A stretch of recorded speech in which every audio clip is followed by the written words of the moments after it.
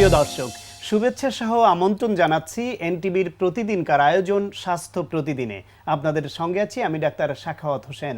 প্রিয় দর্শক, আজকের এই অনুষ্ঠানে আমরা আলোচনা করব লিভারের রোগ হেপাটাইটিস বি নিয়ে। এ বিষয়ে কথা বলবার জন্য আমাদের সঙ্গে স্টুডিওতে উপস্থিত আছেন একজন মেডিসিন বিশেষজ্ঞ। চলুন দর্শক, আমরা পরিচিত হয়ে নেই আমাদের অতিথির সঙ্গে। ডাক্তার এম এ সাত্তার সরকার 1973 সালের 31 ডিসেম্বর বিবাড়িয়া জেলায় জন্মগ্রহণ করেন। তিনি 1998 সালে স্যার সলিমুল্লাহ মেডিকেল কলেজ থেকে MBBS ডিগ্রি অর্জন করেন।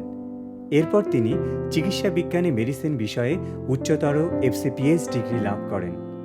বর্তমানে তিনি স্যার সলিমুল্লাহ মেডিকেল কলেজের মেডিসিন বিভাগের সহকারী অধ্যাপক হিসেবে কর্মরত আছেন।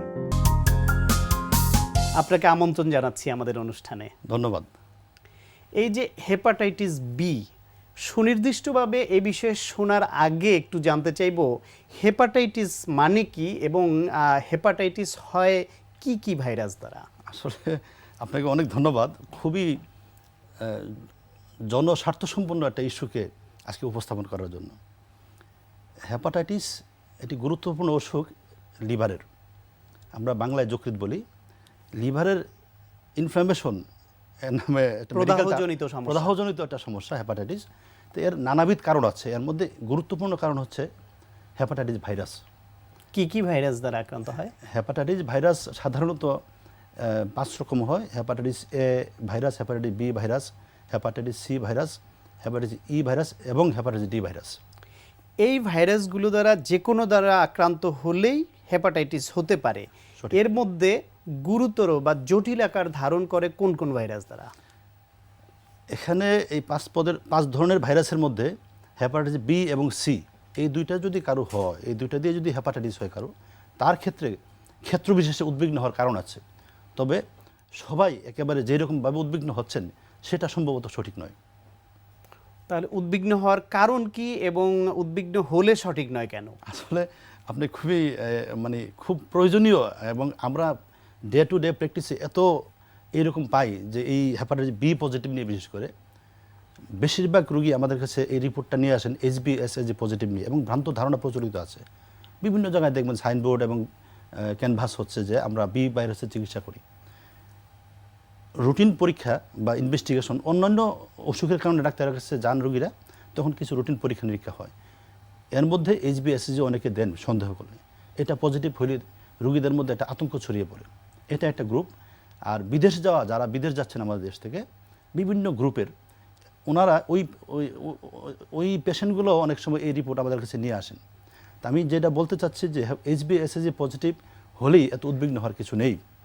এটার হিস্ট্রি নিতে হবে কত দিনের, 6 মাসের বেশি না কম, এখন কোনো সিমটম বা অসুখ বিসুখের কোনো লক্ষণ আছে কি না, ওইসব লক্ষণ দেখে আমরা বলবো যে আপনি ডাক্তারের সাথে কথা বলেন। অযথা উদ্বিগ্ন হয়ে টাকা পয়সা নষ্ট করার দরকার নেই। এবং ফ্যামিলির অনেক মেম্বার দেখছি এতে খুবই উদ্বিগ্ন থাকেন। একজন মানুষ হেপাটাইটিস বি দ্বারা কিভাবে আক্রান্ত হতে পারেন? হেপাটাইটিস বি যেভাবে একজন থেকে আরেকজনে ছড়ায়, তার মধ্যে খুবই গুরুত্বপূর্ণ হচ্ছে আমাদের দেশে এখন যে ইনজেক্টেবল ড্রাগ ইউজার্স যারা আছে, IV ড্রাগ ইউজ করে, এডিক্টেড যারা, একই নিডেল শেয়ার করে, তারা কিছু কিছু ক্ষেত্রে ব্লাড ট্রান্সফিউশনের মাধ্যমে, যদিও এটা অনেক কমে গেছে এখন স্ক্রিনিং করার ফলে, বাবা মার থাকলে, বিশেষ করে মায়ের থাকলে বাচ্চার হতে পারে। ভার্টিক্যালি বলি, এটা একটা কারণ। অর্গান ডোনেশন হতে পারে। অনেকে আমাদের দেশে টাট্টু করে, এখন টাট্টুইং বলে এটাকে, অনেকে যে শরীরে টাট্টু করে সেভাবে হতে পারে। সার্জিক্যাল প্রসিডিওরের মাধ্যমে হতে পারে এবং সেক্সুয়ালিও যেতে পারে। অর্থাৎ আমরা HIV সম্পর্কে অনেক সচেতন মিডিয়ার বিজ্ঞাপনের কারণে। HIV যে পদ্ধতিতে ছড়াতে পারে, প্রায় ওই রকম সব পদ্ধতিতেই হেপাটাইটিস বি ভাইরাসও ছড়াতে পারে। সঠিকই বলেছেন। তো তাহলে একজন মানুষ হেপাটাইটিস বি ভাইরাসে যদি আক্রান্ত হয়, আপনি একটু আগে বলছিলেন যে এটা কতদিন ধরে, 6 মাস, লক্ষণ আছে কিনা, কতদিন পরে সাধারণত লক্ষণ দেখা দিতে পারে? এটা কি সুপ্ত অবস্থায় অনেক দিন থাকতে পারে? দেখুন, HBsAg পজিটিভ অথবা হেপাটাইটিস বি পজিটিভ নিয়ে আসলো, ডাক্তার হিসেবে আমাদের করণীয় হচ্ছে রোগীর ইতিহাসটা ভালো করে নেওয়া। এখন তার জন্ডিস আছে কি নাই আমি দেখলে বুঝতে পারবো, এটা ডাক্তার দেখলে। তার আগে কোনো রিপোর্ট এরকম পজিটিভ ছিল কি না, অন্যান্য রিপোর্ট সাথে আছে কি না, প্লাস এই রোগীর আমি যদি বলি অন্য খারাপ লক্ষণ, যেমন পেটে পানি আছে কি না, আমরা দেখলে পায়ে পানি আছে কিনা দেখি, একটু জন্ডিস আছে কিনা দেখি, আরও কিছু লক্ষণ দেখে বোঝা যায় এই পেশেন্টটার কোনো রোগীর কোনো সিরিয়াস লক্ষণ আছে কিনা, এই হেপাটাইটিস বি নিয়ে উদ্বিগ্ন হওয়ার কোনো কারণ আছে কিনা। নতুবা আমরা তাকে আশ্বস্ত করব, কিছু ইনভেস্টিগেশনও করা হয় যার মাধ্যমে বোঝা যায় যে এটা নতুন করে ভাইরাস ঢুকছে, এত উদ্বিগ্ন হওয়ার কিছু নেই। 90% 90% ক্ষেত্রে নিজে নিজে অটোমেটিক্যালি এই হেপাটাইটিস বি কিন্তু নেগেটিভ হয়ে যায় উইদিন 6 মান্থ। মানে 6 মাসের মধ্যে চিকিৎসা ছাড়াই এটা নেগেটিভ হয়ে যায়, তো শতকরা 90 জন। তো এই জন্য আমরা বলি যে আপনি 6 মান্থ ওয়েট করেন, অপেক্ষা করেন, 6 মাস পর আবার এই পরীক্ষা করেন। যদি পজিটিভ থাকে তখন আপনাকে নিয়ে আমরা আলোচনা করব কি করা যায় না করা যায়, কি কি লক্ষণ আছে দেখবো, আবার কিছু পরীক্ষা নিরীক্ষা হবে, তার মানে অন্য কোনো খারাপ অসুখ আছে কিনা এগুলো আমরা খুঁজবো তখন। যদি 6 মাসের মধ্যেও তার কোনো লক্ষণ দেখা দেয় তাহলে উচিত হবে সঙ্গে সঙ্গে চিকিৎসকের সঙ্গে যোগাযোগ করা। ডাক্তার বুঝবেন যে কখন তাকে চিকিৎসা দিতে হবে। মানে রোগী নিজেই লক্ষণ দেখা দিলে যেন এর মাঝেও তার চিকিৎসকের কাছে যান। তো যদি লক্ষণ দেখা দেয় কিংবা 6 মাসের মধ্যে এইটা ভালো হলো না, নেগেটিভ হলো না, সেই ক্ষেত্রে করণীয় কি? সেই ক্ষেত্রে আসলে করণীয়, তখন কিন্তু আমরা পেশেন্টকে তার রোগ সম্পর্কে এবং তার ভবিষ্যৎ কী হতে পারে আমরা ব্রিফ করি, যে জানাই তাকে, কিছু পরীক্ষা নিরীক্ষা করি তার ওই যেই, যেমন সিরোসিস নিয়ে হেপাটাইটিস বি যদি ক্রনিক হয় বা দীর্ঘদিন থাকে, তাদের যেই অসুখগুলো হতে পারে সেটা হচ্ছে সিরোসিস অফ লিভার, ক্ষেত্র বিশেষে লিভার ক্যান্সার। তো এই রোগের লক্ষণ আমি এখানে ডিটেলস বলছি না, ওগুলো আছে কিনা ডাক্তার দেখবেন। পাশাপাশি এই জীবাণু তার শরীরে অন্যান্য কোনো ক্ষতি করতেছে কিনা, বংশবৃদ্ধি করছে কিনা, আমরা 2-1টা পরীক্ষা দিয়ে এটা বুঝতে পারি। এবং লিভারের কার্যক্ষমতা কেমন সেটাও আমরা কিছু পরীক্ষা দিয়ে বুঝতে পারি। যদি রোগের চিকিৎসার ক্রাইটেরিয়া বৈশিষ্ট্য ফুলফিল করে তখন আমরা তাকে চিকিৎসার জন্য অফার করি। উদ্বিগ্ন হওয়ার কিছু নেই, অনেকেই চিকিৎসাতে ভালো হয়ে যাচ্ছেন। হেপাটাইটিস বিতে আক্রান্ত হলে এটা পরিপূর্ণভাবে নিরাময়ের সম্ভাবনা কতখানি, এবং কারো কারো বেলায় এক নিরাময় নাও হতে পারে এমন ঘটে কিনা, এবং এই চিকিৎসা দীর্ঘমেয়াদী প্রয়োজন হয় কিনা? হ্যাঁ, এটার যখন চিকিৎসার যে বৈশিষ্ট্য বা ক্রাইটেরিয়া ফুলফিল করবে তখন আমরা তাকে রোগীকে চিকিৎসার জন্য বলি। চিকিৎসা সাধারণত 2 রকম, মুখে খাওয়ার ওষুধ এবং ইনজেক্টেবল ফর্ম, ইনজেকশনের মাধ্যমে। ওষুধের মাধ্যমে বিভিন্ন নামে ওষুধ পাওয়া যায়, ইনজেকশন, ইন্টারফেরন আছে, এটা একটু কস্টলি পরীক্ষা চিকিৎসা। আর মুখে খাওয়ার ওষুধ যেগুলো আছে এগুলো সাধারণত আমরা প্রথম দিক দিয়ে কিছু পরীক্ষা নিরীক্ষার ভিত্তি করে 6 মাস থেকে 1 বছর দিই। দেওয়ার পর তাকে আমরা আবার অ্যাসেস করি বা পরীক্ষা নিরীক্ষা করে দেখি। অনেকেরই এদের কিন্তু নেগেটিভ হয়ে যায়। যদি নেগেটিভ না হয় তখন তার চিকিৎসা বিভিন্ন চিকিৎসা অন্যান্য বৈশিষ্ট্যের উপর নির্ভর করে আরও দীর্ঘমেয়াদী হতে পারে। তবে তার দীর্ঘমেয়াদী ফলো আপ বা ডাক্তারের কাছে যে আসা, এটা কিন্তু খুব ইম্পর্টেন্ট। পরিপূর্ণভাবে নিরাময়ের যোগ্য কিনা? অধিকাংশ পেশেন্ট যদি চিকিৎসা সঠিকভাবে নেন পরিপূর্ণ নিরাময় হয়ে যান। কিছু পেশেন্ট, কিছু রোগী আছেন যাদের কিন্তু এটা নেগেটিভ হয় না, তাদেরও উদ্বিগ্ন হওয়ার কিছু নেই। তারা নিয়মিত ডাক্তারের কাছে যদি ফলো আপে আসেন তাহলে তাদের জটিলতা যেগুলো হয় আর্লি ডিটেকশন বা নির্ণয় করে আমরা তার ব্যবস্থা করতে পারি। জটিলতা যাতে না হয় এবং এ থেকে খারাপ কিছু না হয়ে যায়। এই রকম হেপাটাইটিস হলে তার লক্ষণ হিসেবে কারো কারো জন্ডিস দেখা যায়, এবং সেই ক্ষেত্রে আমরা নানান রকম প্রচারণা দেখি, যেটি আপনি কিছুটা বলছিল না, যে এ রোগের চিকিৎসা করিয়া থাকি, পাতা, ঝাড় ফুঁক, নানান উপায়ে এর প্রলোভন দেখানো হয় এবং ভালো করার। এ বিষয়ে আপনার মতামত কি? এটা কি আদৌ সম্ভব? আপনি এখন যে বিষয়টা উত্থাপন করলে এটা খুবই জনগুরুত্ব সম্পন্ন, নির্ণয় করে আমরা তার ব্যবস্থা করতে পারি। জটিলতা যাতে না হয় এবং এ থেকে খারাপ কিছু না হয়ে যায়। এই রকম হেপাটাইটিস হলে তার লক্ষণ হিসেবে কারো কারো জন্ডিস দেখা যায়, এবং সেই ক্ষেত্রে আমরা নানান রকম প্রচারণা দেখি, যেটি আপনি কিছুটা বলছিল না, যে এ রোগের চিকিৎসা করিয়া থাকি, পাতা, ঝাড় ফুঁক, নানান উপায়ে এর প্রলোভন দেখানো হয় এবং ভালো করার। এ বিষয়ে আপনার মতামত কি? এটা কি আদৌ সম্ভব? আপনি এখন যে বিষয়টা উত্থাপন করলে এটা খুবই জনগুরুত্ব সম্পন্ন একটি ইস্যু। আমরা চেম্বারে পাই এবং হাসপাতালে অনেক কম বয়সী রোগী যারা হেপাটাইটিস বি, এরা কিন্তু বিভিন্ন রকম গাছগাছরা হারবাল খেয়ে খারাপ জটিলতা নিয়ে আমাদের কাছে চলে আসে, অথচ সে এগুলো না খেলে কিন্তু ভালো থাকতো। তো এই জন্য আমরা বলি, যদি কারো হেপাটাইটিস বি বা জন্ডিস হয় আপনি সরাসরি ডাক্তারের কাছে চলে আসেন। ডাক্তার আপনাকে ভালো পরামর্শ দিবে এবং আপনার যে জটিলতাগুলো আছে ওগুলো থেকে আপনি বেঁচে থাকতে পারবেন। আরেকটা গুরুত্বপূর্ণ বিষয়, যারা ঝাড়ফুঁক দিচ্ছেন, যারা এইসব ওষুধ বিক্রি করতেছেন, তারা নিজেরাও জন্ডিস হলে কিন্তু ডাক্তারের কাছে চলে আসে। সুতরাং আপনারা সবাই, আমি খুবই গুরুত্ব দিয়ে বলতে চাচ্ছি যে জন্ডিসের রোগী, হেপাটাইটিস বি এর রোগী আপনারা কখনোই রাস্তার পাশ থেকে কোনো কিছু ওষুধ কিনে খাবেন না, এটা অনেক ক্ষতিকর হয় আপনাদের জন্য। বিশেষজ্ঞ চিকিৎসকের কাছে আসাই ভালো। জি। এই যে এরকম রোগে কেউ আক্রান্ত হলে যদি তিনি নানান কারণেই সঠিক সময়ে চিকিৎসাটা না নেন, দেরি হয়ে যায়, তাহলে এটা কতটা গুরুতর হতে পারে? গুরুতর আসলে যেই অসুখগুলোর কথা আমরা বলি যে সিরোসিস অফ লিভার অথবা লিভার ক্যান্সার, এই দুইটা অসুখ কিন্তু পুরোপুরি কিউর হবে না, ভালো হবে না, এবং অনেকেরই জটিলতা হিসেবে মানে মৃত্যুবন্ধ হতে পারে। এই তার জন্য মানে আগেভাগে এটা গুরুত্বের সঙ্গে নেওয়া উচিত। অবশ্যই গুরুত্ব দিতে হবে, তবে উদ্বিগ্ন হওয়ার কোনো কারণ নেই। যেরকমভাবে সবার মধ্যে একটা কি বলবো, আতঙ্ক ছড়িয়ে পড়ে, এটা যেন না হয়। বাট আপনি ডাক্তারের কাছে আসেন, ডাক্তার আপনাকে সুপরামর্শ সুচিকিৎসা দিবেন। হেপাটাইটিস হলে, ভাইরাল হেপাটাইটিসে এবং জন্ডিস যদি তার লক্ষণ হিসেবে থাকেও, সেই ক্ষেত্রে এই রোগীদের বেলার খাবার দাবারে কোনো বাছবিচার আছে কি, বা কি খাওয়া উচিত না? এই যে হলুদ খাবার খাবেন না, মশলাযুক্ত খাবার খাবেন না, এরকম নানান বিষয় আছে, এই বিষয়ে আপনার মত কি? খুব কমন প্রশ্ন। খাওয়া দাওয়ার ব্যাপারে খুব মানে রেস্ট্রিকশন নিয়ে আসলে আমরা বলি যে আপনি অবশ্যই বাসার খাবার খাবে, বাহিরে অনেক ধরনের খাবার খাইতে চায়, এগুলা সম্পূর্ণভাবে নিষেধ। পানি বাইরে কিছু খাইতে পারবেন না। 1, 2 নাম্বার, বাসার খাবারের মধ্যে স্বাভাবিক ফ্যামিলি ডায়েট কিন্তু খাইতে পারবেন সে। তবে যেই খাবারগুলো গরু পাক, যেমন অনেকে পোলাও টোলাও করে খেতে চায়, অনেকে মাংস বা সেরকমভাবে খেতে চান, ওগুলো না, সেগুলো অ্যাভয়েড করলে তার জন্য ভালো সহজপাচ্য খাবার, স্বাস্থ্যসম্মত পুষ্টিকর খাবার, সেগুলি তার জন্য উপযোগী এবং খেতে পারবেন। আপনাকে অনেক ধন্যবাদ। আপনাকে অনেক ধন্যবাদ। দর্শক, আপনাদেরও ধন্যবাদ।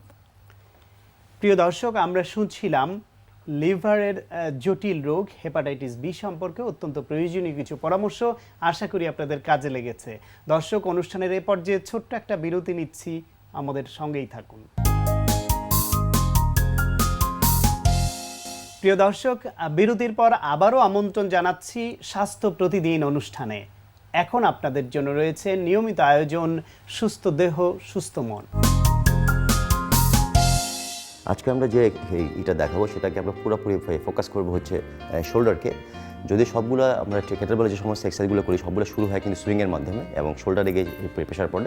কেটেলবেলের প্রত্যেকটা এক্সারসাইজে কিন্তু শোল্ডারে হয়, মানে বেনিফিট হয়। এরপরে কিছুটা জিনিস আমরা ফোকাস করি শোল্ডারটাকে করার জন্য, কারণ যারা অনেক সময় কেটেলবেল প্রোগ্রামের সাথে জড়িত না, তারাও চায় যে কেটেলবেল ট্রেনিংয়ের মাধ্যমে 2-1টা এক্সারসাইজ করে পাওয়ার জন্য, বেনিফিট পাওয়ার জন্য, তাদের জন্য এই জিনিসটা করা হয়। তবে আমাদের যে প্রোগ্রামটা দিচ্ছি, এই প্রোগ্রামের ভিতরে এই জিনিসটা কিন্তু আইসোলেশন ওয়েতে থাকবে। সুতরাং এটা কিন্তু অবভিয়াসলি একটা পার্ট হিসাবে আমরা কাউন্ট করবো। কারণ যেটা আমরা বলেছিলাম, কেটেলবেলে শোল্ডারটাকে আমরা সবসময় অতিরিক্ত করি, মানে ফোকাস করি। এই জন্য এক্সট্রা একটা এক্সারসাইজ শুধু শোল্ডারের জন্য কেটেলবেলের ভিতরে আমরা ইনক্লুড করেছি। এখন দেখবো যে এটা কীভাবে আমরা করবো। আজকে আমাদের দেখাবে হচ্ছে ওবাইস। রেডি? সেম সুইং মোশন থেকে শুরু হয়ে গেল। ওকে, স্ট্যান্ড, ক্লিয়ার, ওকে, 1, 2, 3, 4, 5। ওকে, এখন চেঞ্জ করবে। কারণ আগে আমরা এরকম একটা দেখেছিলাম সুইংিং অ্যান্ড শোল্ডার, এটা শুধু শোল্ডারে যাচ্ছে, কোনো সুইং হচ্ছে শুধু একবার। ওকে, এরপরে অল্টারনেট। হ্যাঁ, ওকে, অল্টারনেটটা ছিল আগেরটাতে, কিন্তু এটা তো আবার থাকবে, ইনক্লুড করা থাকবে। ওকে, এখন আমি বলছি যে জিনিসটা আপনি মানে কীভাবে করবেন। যখন আপনি প্রথমে ডান হাতে করলেন, সেম আগে আপনি যদি একটু করে নেন, একটু রিকল করেন যে 5, এরপরে নেক্সট ইয়েতে 5, তার মানে কি 5, 4, 3, 2, 1, সেম সিকোয়েন্স। এরপরে এই সিকোয়েন্সে আবার যাবে 20, তার মানে কি আপনি ট্রাই করতে হবে। যদি দেখেন যে এটা হয়ে গেছে কয়েকটা সেকেন্ডের ভিতর, তাহলে আবার আমরা রিপিট করব। মানে এই সিকোয়েন্সটা চলতে থাকবে 2 মিনিট পর্যন্ত। এবং এটা খেয়াল করবেন, এটা যেহেতু সুইংটা কম, কন্টিনিউয়াস প্রেশার পড়ছে আপনার শোল্ডারে, সুতরাং এটা অন্য কোনো চেয়ে বেনিফিটের চেয়ে আপনার শোল্ডারে এটা আপনি পাবেন, বেশি পাবেন। এই জন্য আমি বলছি, যারা কেবল প্রোগ্রামের সাথে জড়িত না অথবা করেন না, তারা যদি শুধু এই এক্সারসাইজটা করে শোল্ডারের জন্য, তাহলে দেখবেন শোল্ডারের বেনিফিটটা খুব তাড়াতাড়ি হয়ে যাবে। আর যারা সাথে জড়িত আছেন, প্রোগ্রামটা করছেন, তাদের কিন্তু এটা কিন্তু একটা মাস্ট, মানে নেসেসারি। দ্য রিজন ইজ কেটেলবেলের মেন ফোকাসটাই হচ্ছে শোল্ডারটাকে ডেভেলপ করা। কারণ আপনি যদি দেখবেন যে স্ট্রংম্যান কম্পিটিশন যারা যাচ্ছে, সবার কিন্তু শোল্ডারটা এক্সট্রাভাবে ডেভেলপ। এমনকি বডি বিল্ডারদের চেয়ে কিন্তু তাদের শোল্ডারটা বেশি ডেভেলপ, কারণ তাদের ম্যাক্সিমাম স্ট্রেংথের মানে পাওয়ার হাউসটা কিন্তু শোল্ডার অ্যান্ড লোয়ার ব্যাক। প্রিয় দর্শক, আমরা জানি ডাবের পানি অত্যন্ত উপাদেয় এবং পুষ্টিকর। তাই চলুন এ বিষয়ে শুনি একজন পুষ্টিবিদের পরামর্শ। ডাবের পানি কতটা খাবেন, কেন খাবেন? ডাব আমাদের দেশের অতি পরিচিত একটি ফল। ডাবের পানি পান করেন না এমন লোক খুঁজে পাওয়া ভার। ডাবে রয়েছে পর্যাপ্ত পরিমাণে সোডিয়াম ক্লোরাইড এবং অন্যান্য প্রয়োজনীয় খনিজ উপাদান। ডাবে উচ্চমাত্রায় পটাশিয়াম রয়েছে।